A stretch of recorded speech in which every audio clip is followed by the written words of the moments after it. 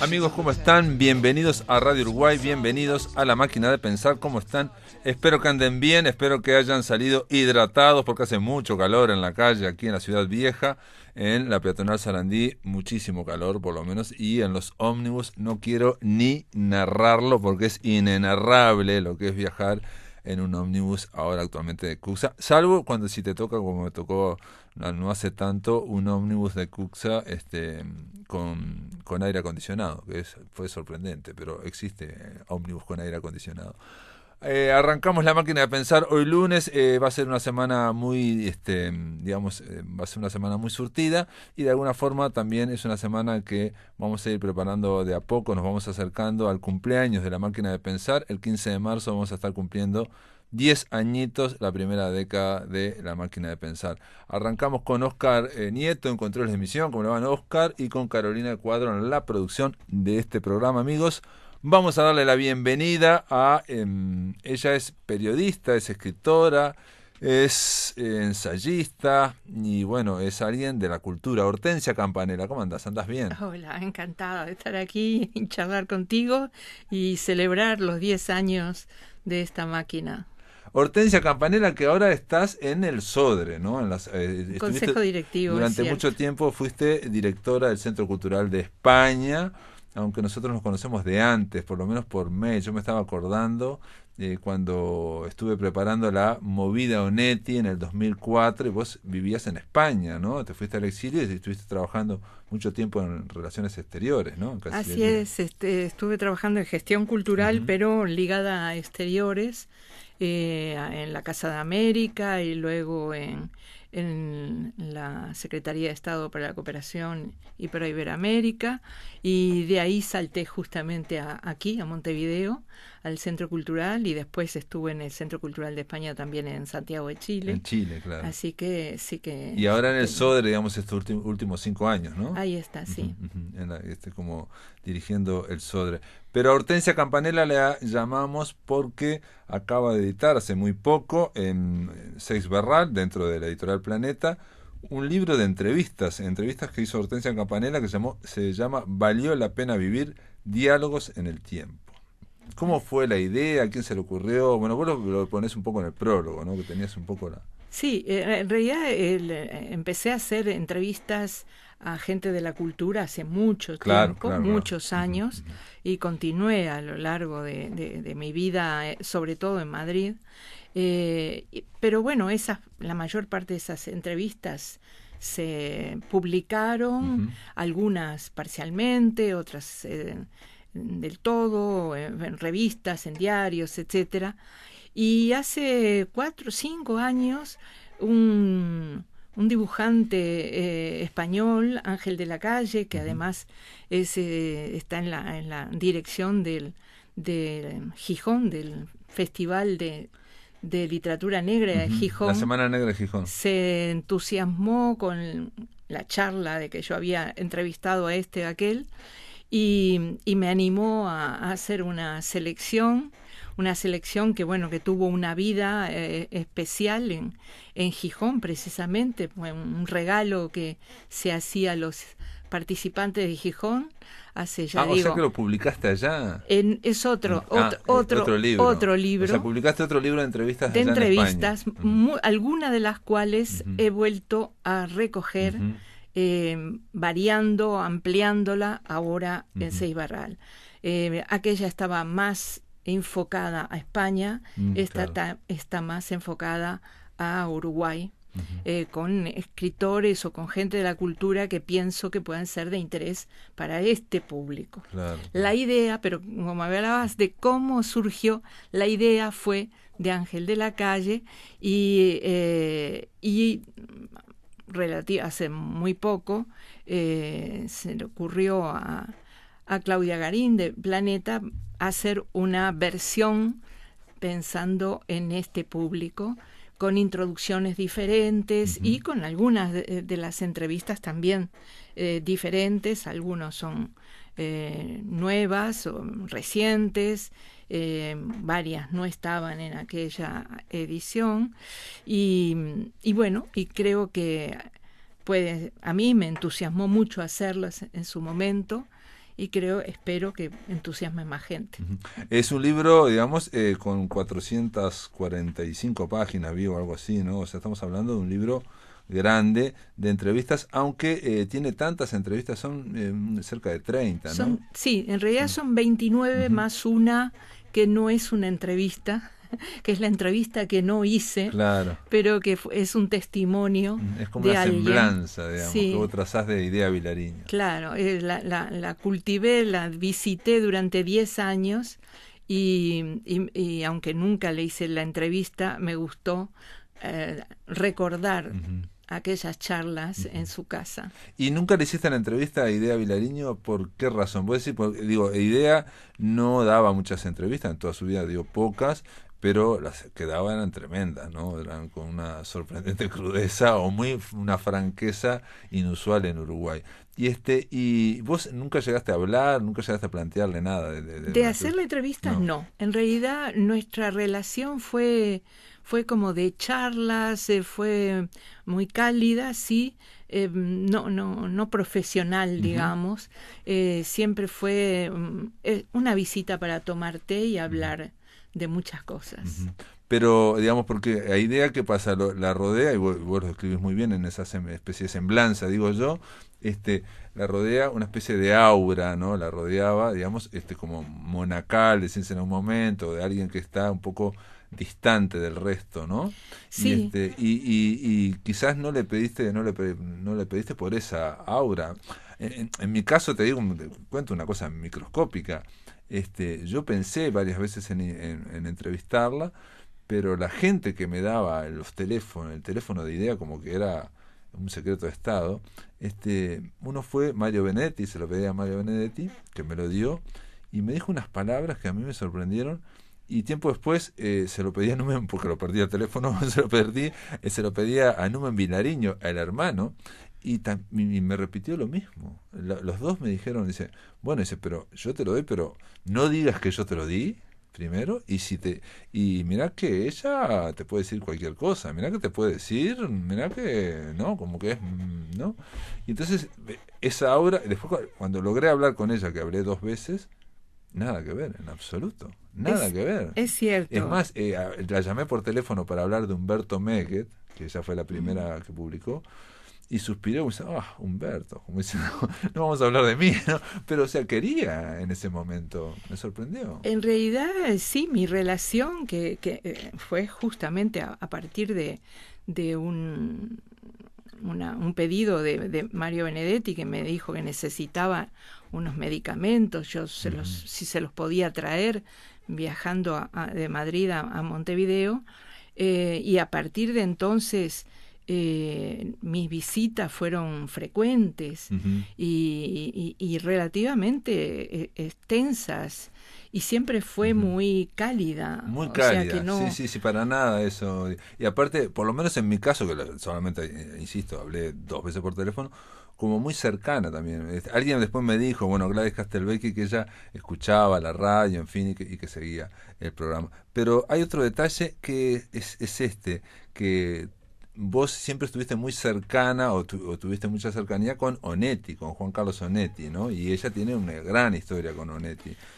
Sí, yo en este testimonio planteo algo por ese lado, ¿no? Yo creo que buena parte de su interés por alguien completamente desconocido como era yo, que te tributaba, exacto, el afecto. Esa calidez, etcétera, provenía de alguna manera de considerarme como alguien que le traía recuerdos, ideas, sí, información, noticias de Onetti, que ya se había muerto. Ya había muerto, 94, ¿no? ya había muerto, pero mis recuerdos sobre esa amistad, que efectivamente fue muy estrecha y que le podía transmitir cosas que tal vez ella no obvio, no digo, vos por ejemplo vacacionaste con Onetti, con claro, Dolly, ¿no? Claro. Y entonces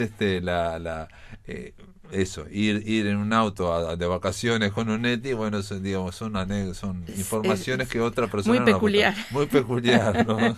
Efectivamente, o incluso sobre su obra, el poder tirarme en la cama al lado y leer lo que él estaba escribiendo y que él me diera como la libertad, a pesar de también de su fama, esa fama de hosco y de ogro, de que le dijera esto me gusta esto, pero ¿por qué pusiste esto? Esas cosas que humanizaban mi relación con Onetti, que lo humanizaban a él en realidad, en contraste con la fama, creo que a ella le gustaba, claro, y creo que en general casi todas las visitas hablábamos de muchas cosas, pero en algún momento apareció Onetti, en ¿no? algún momento apareció Onetti. Y ella te preguntó si habías tenido relaciones con Onetti. Así es. Muy frontal también, muy ¿no? Frontal, muy frontalmente, sí, efectivamente. ¿no? Sí. Y hay otro detalle, vos te fuiste en los 70 de Uruguay con como tanta gente exiliada, y te pregunto, ¿estas entrevistas de alguna forma fueron una forma de sustento? ¿Tuvo que ver con una cuestión obligarte profesionalmente a dedicarte al periodismo, o aquí ya habías hecho periodismo? Bueno, yo me fui en el 76 y efectivamente durante 2 o 3 años hice todo tipo de cosas relacionadas con la literatura, crítica de libros, algún artículo, pequeños ensayos, y recién en el 78 hice mi primera entrevista. Y a partir de ahí... ¿A quién fue la primera entrevista? A Onetti. Porque ya eras amiga de Onetti, conocí, ya lo conocías. Y como era un entrevistado tan difícil, Rafael Conte, que era el director de Cultura del país, se enteró de esto y le pareció la oportunidad de tener una entrevista, por fin, con alguien que respondía sí, no, no sé. Muy difícil, sí. Entonces, la primera entrevista fueron 2 páginas del país, fue como entrar... Esa fue tu primera entrevista en el País de Madrid, mirá, sí. Vos. Efectivamente fue llamativo y por pura grande. Coincidencia, claro, de esa amistad. Y que él quiso hablar, efectivamente, habló mucho. Pero... a partir de ahí me gustó la idea de saber más de escritores o de gente de cultura, y como era freelance, lo que hacía yo era elegir a quien me gustaba o a quien quería conocer, y después lo ofrecía a las revistas o a periódicos. Y así fue que... y esa entrevista a Onetti, digamos, que fue extensa, como lo planteas, no fue la única. No, claro, a partir de ahí en realidad iniciamos una amistad con Dolly, con mi compañero, con la perrita de Onetti, con mi hijo cuando luego nace, una amistad que me hizo hablar mucho con él, y incluso con el grabador. Quiero decir que en algún momento él decía no tengo ganas de hablar, pero en otro momento decía Dolly, venite que tiene ganas de hablar. Y entonces así fue como se crearon sucesivas entrevistas claro. Que creo que la mayor parte están englobadas en esta que es bastante extensa. Esta es bastante extensa, pero tuviste como que, digamos, unificarla en una sola entrevista. Claro. Por eso te preguntaba respuestas a lo largo de varios años, ¿no? Exacto, sí, así fue. Porque él comienza diciendo que llegó una gran sequía, digamos, porque fue lo que le pasó cuando fue claro. a España después del trauma de la dictadura militar, todo lo que le ocurrió, todo el horror que le ocurrió estando preso. Onetti quedó como... Él dice una sequía de 4 años, una cosa increíble. Sí, efectivamente, él ya tenía muy avanzado junto a cadáveres y Dejemos hablar al viento, y después, ¿no? después se puso a trabajar en Dejemos hablar el viento, que lo presentó en el 79. Claro. O sea que en el último año fue que o sea, desde que hablamos, ¿no? Desde esa sequía en adelante. Y Onetti, alguien que, digamos, aparece como el escritor, el que vivía para escribir, digamos, el que no se puede separar la vida de la obra, el hombre que parece que se creaba o que vivía a través de la escritura. Y yo leyendo, no tiene nada que ver, pero digamos leyendo, me vino un recuerdo de tu compañero, de Héctor, que un día me contó que que en esas vacaciones, ¿no? Que iban en el auto en esas vacaciones, dice, él le decía a Onetti, mirá el paisaje, ¿no? Mirá la costa, la montaña, y Onetti se daba la vuelta, le daba espalda al paisaje y miraba para el otro lado. Así es. Había también un algo de humor en ese tipo de cosas. Tipo un gag así, ¿no? Hacer como un chiste. Tenía... O sea, le decían, mirá para allá, qué hermoso paisaje, qué acantilado. Entonces él daba la espalda. Me pasó en el Escorial que estuvimos unas vacaciones justo encima del Escorial. Se veía maravilloso el palacio y él se ponía hacia el otro lado y yo le planteé un espejo en la pared, de manera que no tuviera más remedio que ver reflejado lo que aparecía. No, yo lo pienso porque también es eso, digamos, él en la realidad como que le daba la espalda a la realidad porque vivía a través de la escritura, digamos, también, digamos, más allá del gag y más allá del chiste y más allá, digamos, no era una pose, digamos, ¿no? No, para nada, siempre lo dijo y además se puede comprobar, ¿no? Es decir, que él vivía para escribir, su vida y la escritura era una sola cosa. Vamos a hacer una pausa, amigos. Estamos conversando aquí en La Máquina de Pensar con Hortensia Campanella en torno a este libro de entrevistas que se llama Valió la pena vivir, Diálogos en el tiempo es su subtítulo. Son 30 entrevistas o 29 y una semblanza, y que entre otros, aparece obviamente Benedetti, es inevitable que aparezca con Hortensia, pero aparece Bergamín, aparece Rosa Chacel, aparece Rafael Alberti, Antonio Gala, Julio Cortázar, vamos a hablar, y Manuel Puch, vamos a hablar de Julio Cortázar. Todo esto a la vuelta después de la pausa. Sigan aquí, amigos, seguimos por Radio Uruguay. Continuamos, amigos, en La Máquina de Pensar. Estamos conversando con Hortensia Campanella en torno a Valió la pena vivir, Diálogos en el tiempo, que trae, un montón de... Muchos son escritores, la gran mayoría, ¿no? Hay algunos artistas que no son literatos, que no son escritores, como Antonio Gades, que es bailarín, o algún otro más, pero en general son todos escritores. Y esta es una selección, digamos, de un corpus más grande. Un detalle que es totalmente egoísta para los amigos que nos están escuchando también.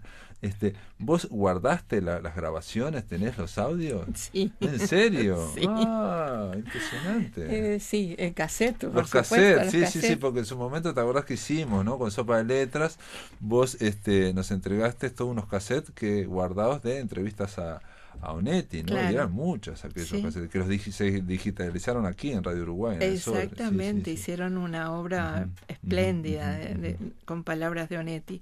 Sí, yo guardé, no me acuerdo si los tengo aquí o los tengo en Madrid, pero guardé esos cassettes, no sé en qué estado estarán, no los he vuelto a leer, a oír, perdón. Incluso me costó, porque muchas de estas entrevistas las tenía en disquete, los antiguos disquetes, que también tuve que traspasarlos. Por suerte hay unos aparatitos que... Sí, pero eso ya está, si está en disquete ya está digitalizado. Lo otro, cuando está en cassette, claro. que ahora me enteré que se está poniendo de moda de nuevo los cassettes, increíblemente, que van a empezar a ver, porque todos ya hemos perdido los aparatos para poder oír el cassette, la cinta, ¿no? Sí. Ahora parece que está de vuelta de moda. Así es. Bueno, y en el caso de Cortázar, de Julio Cortázar, estuviste con alguien que, digamos, era sobre el final de su vida, digamos, ¿no? Le quedaban, no sabías vos, y él tampoco, ¿no? Claro. Pero le quedaba poco, ¿no? Alguien que... Sí, cuando lo entrevisté todavía vivía su esposa, Carol Dunlop. Sí. Dunlop. Pero faltaba poco en realidad, efectivamente. Pero estaba... Para que se muriera ella, y bueno, eso luego, fue muy... Sí, fue muy, muy, muy duro para él. Los vi como una pareja enamoradísima en esa... ¿Y fue en Madrid esa entrevista? Fue en Madrid, sí. Fue en Madrid que él venía, por un lado, a presentar un libro, queríamos tanto a Glenda, de cuentos, y además ya estaba plenamente concentrado en una labor de militancia a favor de la revolución sandinista. Y venía a hacer actos y a elevar su voz a favor de eso que para él fue muy importante. No, y aparte también estaba también una militancia contra el terrorismo de Estado, ¿no? Digamos, sin duda, las contra dictaduras todas las del dictaduras. Cono Sur, que había muchos exiliados en España, ¿no? Y había un movimiento bastante fuerte, digamos, o por lo menos España en ese sentido fue muy, digamos, acogedora y sobre todo, digamos, dio mucha voz, ¿no? Sin duda, fue muy solidaria y por lo tanto vivimos muchos chilenos, argentinos, uruguayos y digamos nuestra voz en contra de dictaduras encontraron eco y apoyo en muchos intelectuales españoles.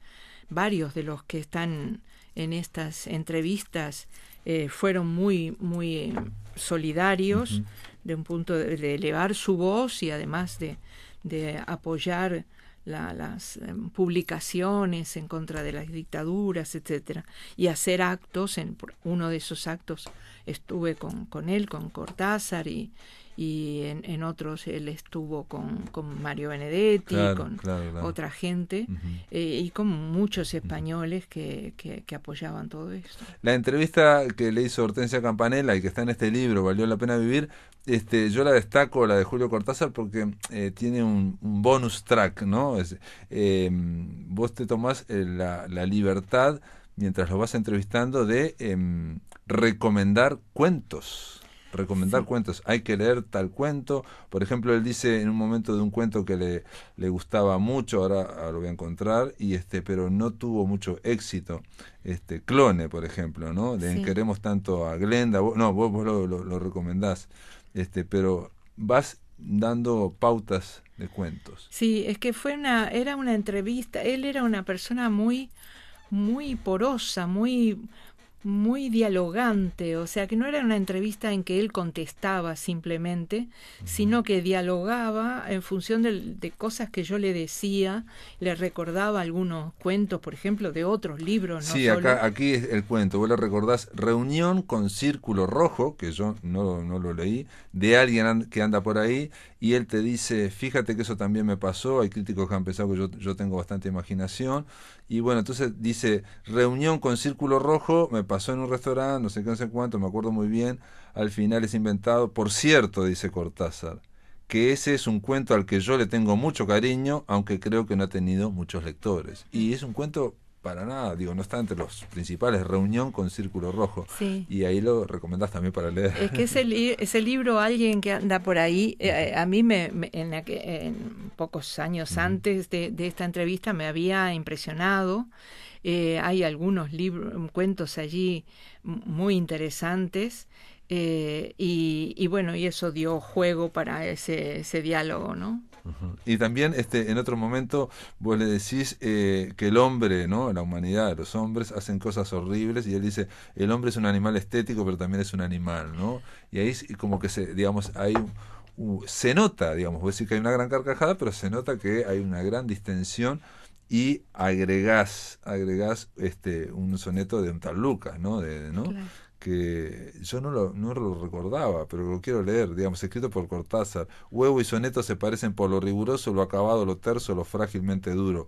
Efímeros, incalculables, el tiempo y algo como la fatalidad los reiteran, idénticos y monótonos y perfectos, ¿no? Eso lo ponés vos, digamos, les vas dando un marco a esta entrevista, para precisamente esa cuestión que tenía él, de tan, digamos, descontracturada, tan exacto, cercana, ¿no? Era muy, muy cercano, muy, muy dialogante, muy abierto, como él mismo dice. Hay algunas cosas que dicen los críticos que después lo pienso, bueno, tiene razón. Por ejemplo, que estaba atento a la crítica. Generalmente los escritores dicen que no le prestan atención a la crítica, ¿no? Sí, por eso era sincero, era franco. Sí, muy sincero, sí. Era un poco, bueno, eso ya lo sabemos, ¿no? Como un poco juguetón, pero juguetón muy en serio, ¿no? Realmente fue una entrevista espléndida, la disfruté muchísimo.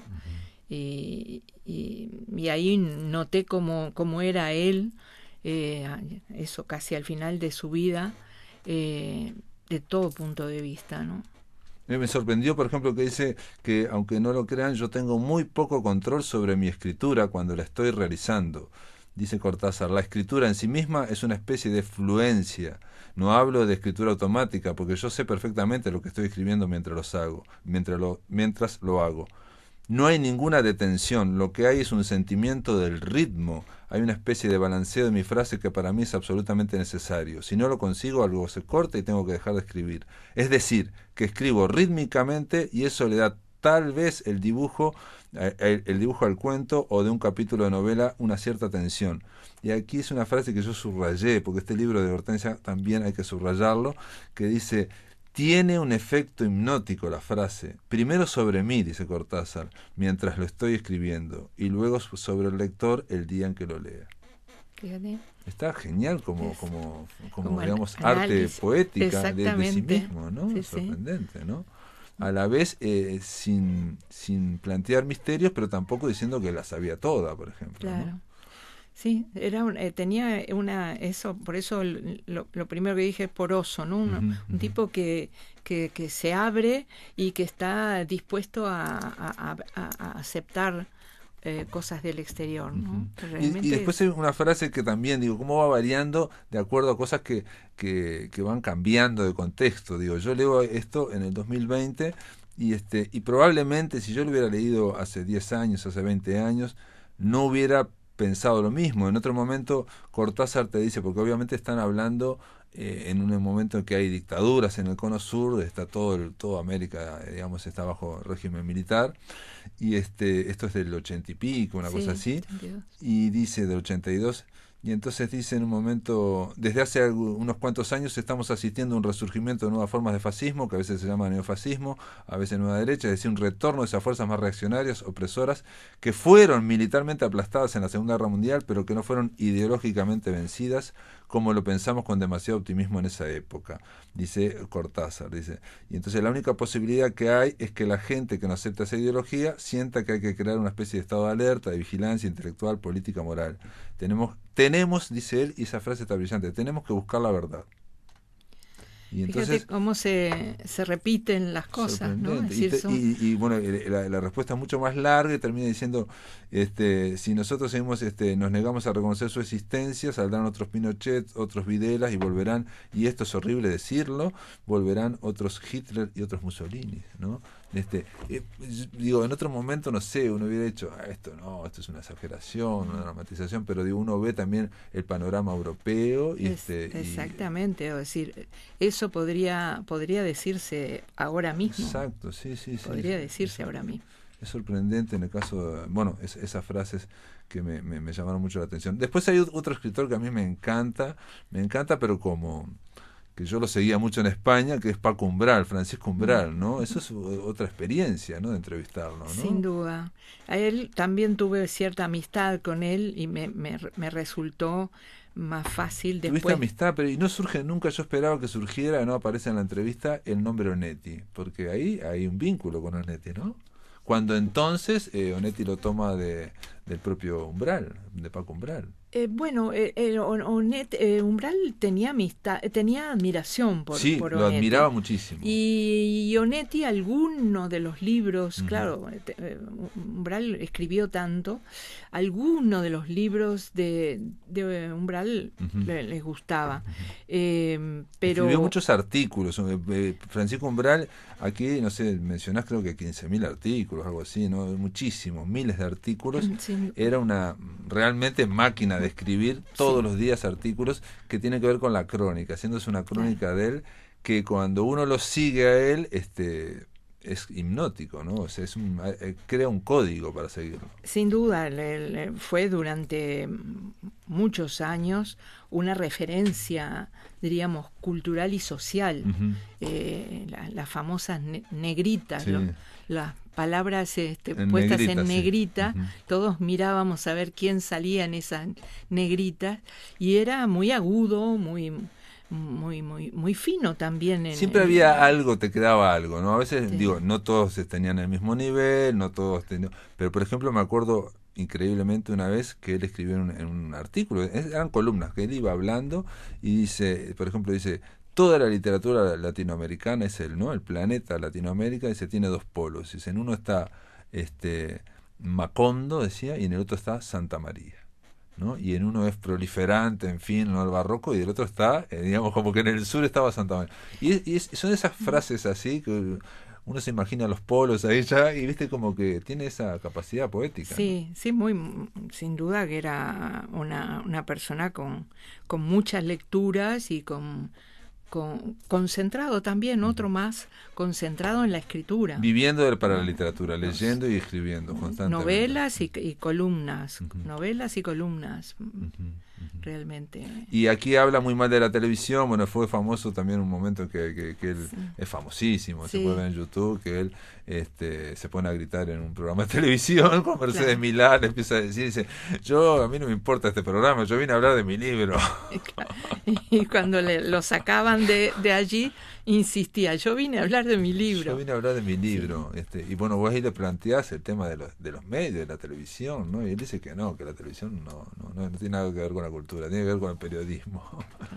Ahora, vos también lo decís como que era muy afable, es otro escritor que tenía un aura, digamos, de hosco o de hecho también muy odiado, ¿no? Sí, también era una pose, ¿no? El dandy. Exacto, iba de dandy, era un provocador también. Exacto, entonces esa pose tenía que mantenerla muchas veces en lo que decía, claro.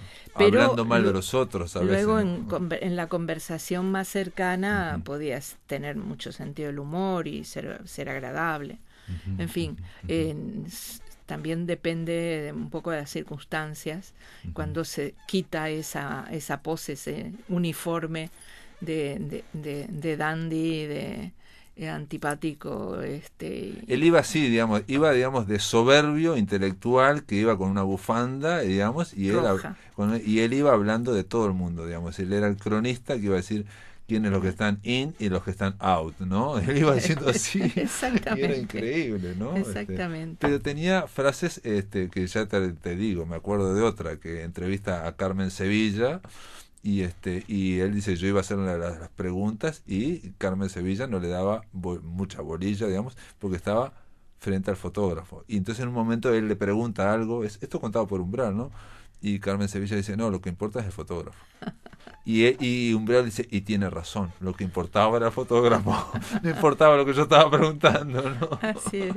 Y también aparece alguien que vivió por aquí, que es Bergamín, José Bergamín. José Bergamín, del cual yo había oído hablar a mis profesores del IPA. Y David Vitale lo ama, ¿no? A José Bergamín.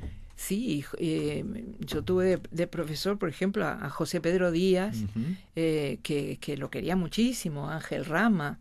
Y cuando llego a Madrid y me lo encuentro, no resistí la tentación de pedirle una entrevista, y que también desembocó en una amistad hasta el día de su muerte, de don José Bergamín. Con José Bergamín, gran amigo, íntimo amigo de Buñuel, de Luis Buñuel, por ejemplo. Sin duda, ¿no? claro que sí. Buñuel lo menciona varias veces, sí. ¿no? Y de Alberti también. Y se hacían intercambios de títulos de libros. Era muy prolífico en inventar títulos. Calicanto, el Ángel Exterminador se lo da a Buñuel, Calicanto a Alberti. Sí. Es sorprendente eso. Era una persona muy interesante, claro, una vida muy extensa, que podía hablar de la restauración políticamente de principio de siglo, o podía hacer un análisis, por supuesto, antimonárquico, sí, era muy republicano. Hay un detalle, él vivió aquí, conoció a Paco Espínola, a Liber Falco, a Felisberto Hernández. Yo le saqué una foto a la página esta de tu libro donde dice exactamente sobre Felisberto, dice que sus cuentos me gustan más que los de Borges, dice Bergamín, porque son menos cerebrales, son menos retóricos y tienen una bella sensualidad. Y entonces se lo pasé esto a Walter Di Conca, al nieto de Felisberto, y él me dice que sí, que Bergamín lo visitó en el Hospital de Clínicas cuando estaba enfermo, que eran amigos con Felisberto cuando ya estaba muy enfermo, ¿no? Que iba a morir Felisberto. ¿No? Claro, pues estuvo 2 veces en Uruguay, ¿no? Una varios años y otra más fugazmente. Amaba mucho Uruguay, el recuerdo de Carrasco, la luz de Carrasco, como decía, realmente era una de sus nostalgias, lo dice por ahí. Sí. Y fue evidentemente oír hablar así como en primerísima persona de hazaña, de Buñuel, de todos los grandes de la generación del 27, te daban una sensación sorprendente, sí, porque conoció a todos, ¿no? A Lorca, a todos, a Salinas, a todos, ¿no? A todos, sí. De algunos fue muy amigo, y verdaderamente sus exilios, es cierto que no fueron muy felices. En México, si bien estuvo un tiempo y creó una editorial, etcétera, allí murió su esposa y entonces se fue a Venezuela, no fue feliz, y en cambio en Uruguay se sintió libre. Sí. Y bueno, lo que decía Ida Vitale, que me lo contó a mí, pero lo cuenta mucha gente, es que ella vio que Bergamín les daba libros, a cada uno le daba libros de su biblioteca, ¿no? Entonces decía que, digamos, la gente de la generación del 45 no todos se acercaron a Bergamín, porque tenía, digamos, él venía con la fama de que era católico también, lo cual era una gran contradicción, porque era católico, pero era republicano, era de izquierda, era Rafael Alberti, comunista. Era comunista, era una mente sorprendente. Muy original. Él defendía esa mente paradojal. Claro, es decir, él amaba la paradoja. Exacto. Y entonces, en ese sentido, eso efectivamente era católico, pero era católico marxista, de Cristo, marxista, obviamente muy republicano, y sobre todo eso, poeta y escritor, ¿no? Bueno, queda en el tintero para otra conversación con Hortensia Campanella, pero les digo simplemente que valió la pena vivir. Tiene entrevistas a Eduardo Galeano, a Benedetti, que nos faltó, a Antonio Larreta, a Taco Larreta, a Manuel Puig, está muy interesante, Elías Querejeta, el gran productor de cine, bueno, Sergio Ramírez, el nicaragüense, Augusto Roa Basto, Montserrat Roig, bueno, y hay otros más, ¿no? Leopold Sedar Senghor, que es el presidente, que fue presidente de Senegal, poeta, a Silvio Rodríguez también es muy interesante, a Luis Rosales, en fin, hay mucha gente aquí, Juan Benet, Juan José Bergamín, Rafael Alberti, en fin. Hortensia, gracias por estar en la máquina de pensar y felicitaciones por este libro. Muchísimas gracias a ti y muchas gracias por las felicitaciones, y espero que guste, que se difunda, porque además es un libro que se lee en función de los gustos. Sí, leo leo el otro. Pero podés descubrir escritores que no conoces. También. Por ejemplo, Barnett, o por ejemplo aquí Güero Vallejo, no todo el mundo lo conoce, en fin, claro. Se pueden conocer el de 5 horas con Mario, ¿cómo es? Ahí se me fue. Delibes no está. Delibes no está, no, entonces lo confundí con Güero Vallejo. Güero Vallejo, Nieva y otro dramaturgo. Exacto, claro. Hay 2 dramaturgos. Amigos, después de la pausa seguimos aquí por Radio Uruguay. Muy bien, amigos, ahora en este último bloque de La Máquina de Pensar estamos llamando a Paysandú para darle la bienvenida aquí en La Máquina de Pensar a Darío La Paz. ¿Cómo le va, Darío? ¿Andás bien? Hola, Pablo, ¿cómo estás? Muy bien, muy bien. Darío La Paz es actor, director, dramaturgo de allá, sanducero, y lo llamamos porque el Festival Cercanías Teatro Litoraleño aquí en Montevideo cumple su tercera edición. Ya van 3 años seguidos, ¿no, Darío? Exactamente. Es la tercera edición de este festival que nació hace 3 años, a instancias un poco de la Sala Verdi, junto con la Liga de Artes Escénicas del Litoral. Surgió casi por casualidad, te diría, porque en aquel momento Gustavo Zidane, el director de la Sala Verdi, nos había contactado por separado a Leonardo Martínez y a mí para programar un par de espectáculos de los que estábamos dirigiendo en el mes de febrero, que tenía algunas fechas. Entonces, conversando con Leo, se nos ocurrió hacer una contrapropuesta que fue sumar 2 espectáculos más, nuclearlos bajo un concepto, y el de cercanías, y hacer un festival. La propuesta fue muy bien recibida en aquel momento por Gustavo, y así fue como surgió aquella primera edición del Festival Cercanía. Nos dijo, bueno, tienen del 14 al 28 de febrero la sala para ustedes, y bueno, así programamos ese primer festival. Fue muy importante también para nosotros, porque fue la primera vez que nos presentábamos públicamente bajo el nombre, la denominación de Liga de Artes Escénicas del Litoral. Y bueno, después vino una segunda edición que consideramos que lo consolidó como un evento anual. Cada uno de los años nosotros lo que hacemos es replicar este festival en diferentes lugares. Ese primer año lo hicimos también en Carmelo, en Fraiventos y en Paysandú. El año pasado lo replicamos también en Paysandú, y el de este año también esperamos poder hacerlo. Darío La Paz, un detalle que yo me comí es que vos estás en Imagina Teatro, esa es tu compañía, digamos, obviamente sí, es un colectivo y que viene haciendo teatro desde hace muchos años. 23 años cumplimos este año. Sí. Y de alguna forma, Leonardo Martínez, que es freventino, pero creo que vivía en Carmelo, si no me acuerdo. Sí, estaba viviendo en Carmelo. ¿No? En Carmelo. Ahí hicieron, bueno, hay en el litoral hay una especie de, digamos, hay un perfil similar, y la idea de teatro litoraleño, en este caso, bueno, que nosotros acá de La Máquina de Pensar acompañamos desde el primer festival, ¿no? Hace 2 años fuimos, después fui el año pasado también, pero en este caso, en este festival que comienza hoy, este lunes, y que va hasta el 28 de febrero, hay que decir que se va más allá del litoral, por más que sea Festival Cercanías Teatro Litoraleño en Montevideo, este año reúne trabajos de compañías de Chile, de España y de Uruguay. ¿Cómo es eso?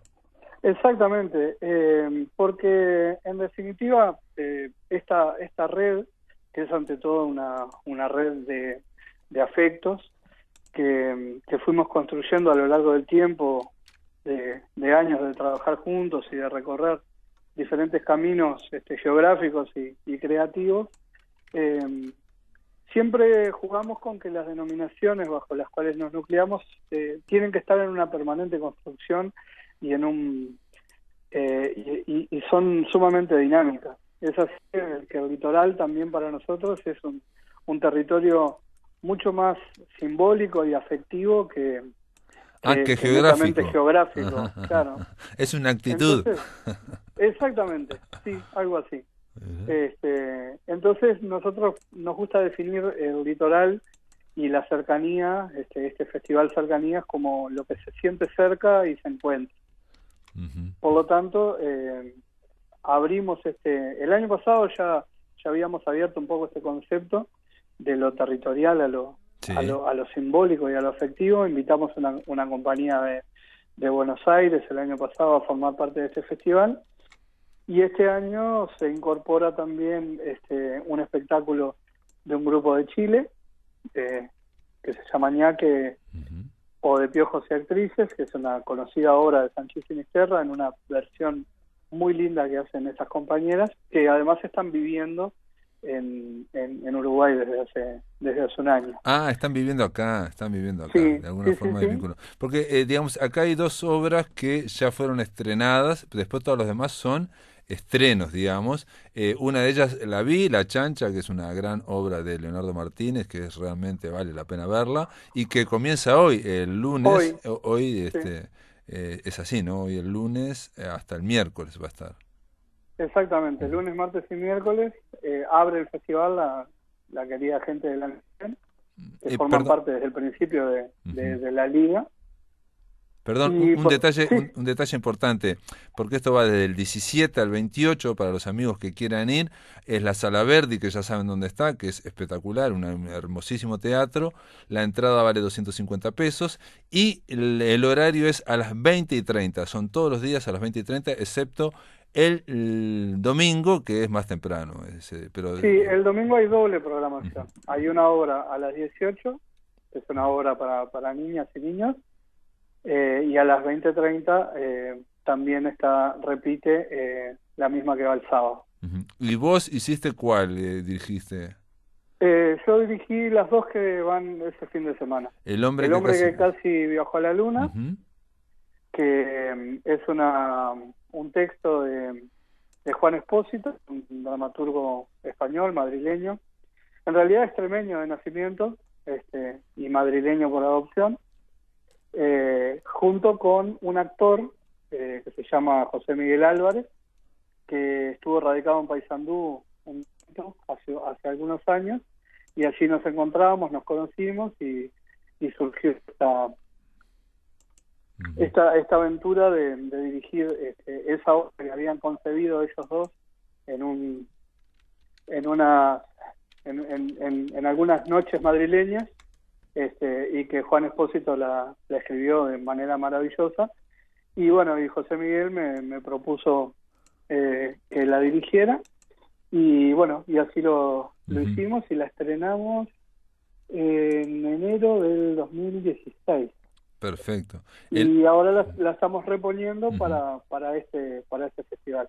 Es una coproducción de Imagina Teatro, Teatrería Abril, que es del actor José Miguel Álvarez, y El Ladrón de Patinetes, que es la compañía de Juan Espósito, el dramaturgo.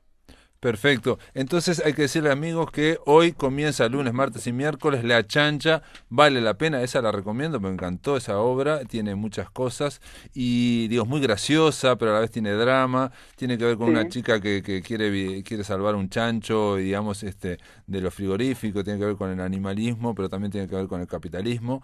Mañana, el jueves y el viernes va a estar Vivir con Honor, Morir con Gloria. Y el sábado y domingo, El hombre que casi viajó a la luna, dirigido por Darío La Paz, y Sacapunta y Compás, Teatro Danza Infantil, también dirigido por Darío La Paz. Después hay otras obras, Ñaque, de Piojos y Actrices, o Los Vagos.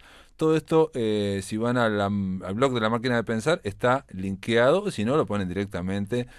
Festival Cercanías en Montevideo, Teatro Litoraleño de Montevideo, o Sala Verdi, van directamente a la Sala Verdi y ahí va a estar. Sí. Muy bien, Darío, te mando un abrazo y felicitaciones por esta tercera edición de este Festival Cercanías Teatro Litoraleño de Montevideo. Bueno, muchísimas gracias, Pablo, como siempre, por el espacio. Y ya lo tendrás a Leo por ahí también para hablar otro poco de esta movida. El jueves vamos a estar con Leonardo Martínez para hablar de esta movida que continúa y que se va agrandando, porque van a ser casi 2 semanas, ¿no? Comienza el 17 y va a terminar el domingo 28 de febrero. Te mando un abrazo, amigos. Esto es todo, amigos. Se terminó La Máquina de Pensar. Mañana continuamos aquí por Radio Uruguay a partir de las 19 horas. Que lo pasen muy bien.